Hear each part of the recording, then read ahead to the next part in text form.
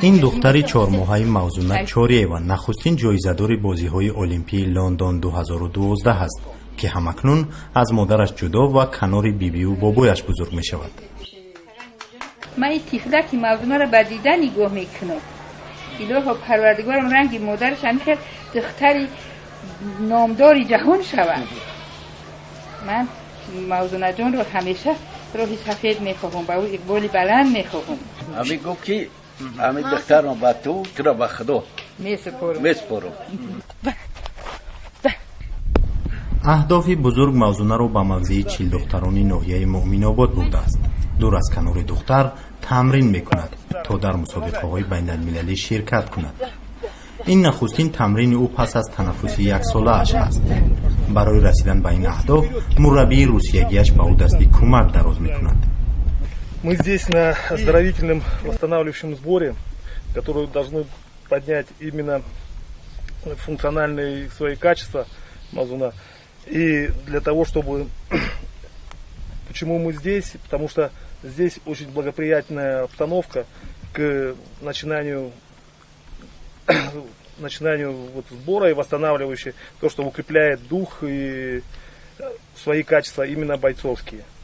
موزونه رو در دوردستترین موضع کوهستان هم ساکنان شناختند. او همان قهرمان است که سال پیش در آینه تلویزیونی مردم مشتنیش نمایش داده میشد. با گذشت 1 سال مردم چهره او را فراموش نکردند. افتخار از آن دارند که قهرمان زن چون موزونه در دهی آنهاست.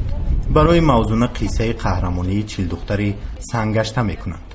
من خیلی کدام یکون کس نمیشناسد نه که وزی باور که همه قشلاقی که هر روز مورا مهمونی فرود میکنن لیکن مو رد کرده نمیتونیم نیک انشاءالله اگر وقتشین میداره برای وقتی ما مشق سر کردیم دیگه وقتی نیست برای یک توی رفتن یا درجدین یا معرکه رفتن باید ما اصلا خوب مشق کردن در کار. شوهر کناری موزونه هست. برابر او میدود و برایش مشورت میدهد. ظاهرا این دو جفت برای مردم ده نمونه شدند. نمونه یک عائله سعادتمند. من اول شکرانه خدا میگم دویم شکرانه مادر خسرو خشتمان میگم که من امروز اصلا رحمت به شوهرم میگم که این کس مقابل زیدی مشق کنی من نیست. اون کس همراه ما هست.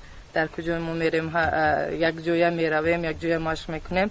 برای همین خسرو خشتمان من یگان چی وای من نمیبرایم نگه اگر شوهری تو خواهد ما برای چی زیدی تو میبرایم وزیر باشد فرزندی من در دستی خسرو خشتمانم هسته. اسی ما زیدیت میشینیم کوی مشق کردن نمیتونست ما هیچ زیدیت نیستیم گفتیم چیو از طرف سمی که پیش رفتن در کاره که پرچم دولت رو ما بالا برداریم. کمکی ما چخیره کمکی ما فقط در عید سمادگیره هم گفتیم چو قچ کردیم کوه گیجوی زبروی قچ رفتیستم دستگیری ایمام قدر میشه که ما دستگیر کردیم.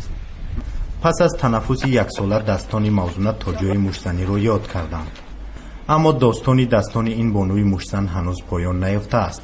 برعکس حالا او پیشرفت کرده است و وضعش خوب ارزیابی می شود. خوب است یگان تاثیر نرسان. برای من طول 12 سال مشق کردم در 12 سال من 1.5 سال دم گرفتم. این خوبتر است. برای ارگانیسم هم وقت یک خورده نمیتونه شده.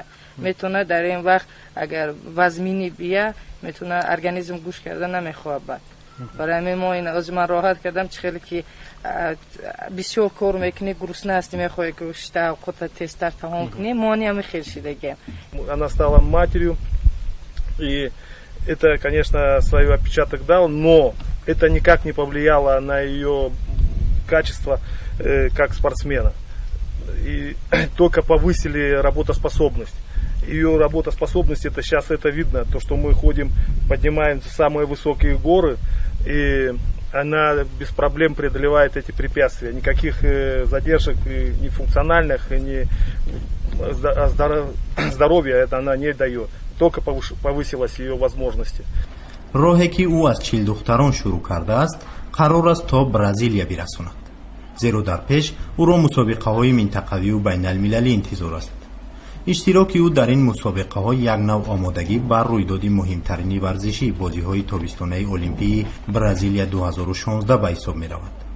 نصیب باشد توموهای گره در قزاقستان در اوکراین دو مسابقه است. از هر دو مسابقه یا مسابقه را باید ما انتخاب کنیم. در آنجا یک مسابقه ای که بعد از اویله برپا کردن من باید برای سنجش من باید برایم بعد ماه ینور موبایل میلیسا چمپیونات جهان میگذرد تیاری باز در آنجا میبینیم. در برابر تمرین روایت جسوری چیلدختری به سنگ مبدل شده این موضوع را به قهرمانی بیشتر تشویق میکند. راه موضوع در جده مشتنی ساده و هموار نیست. او را راههای دشوارگذری مثل راههای چیلدختران انتظار است. اما موضوع انتظار دارد که قهرمان می شود.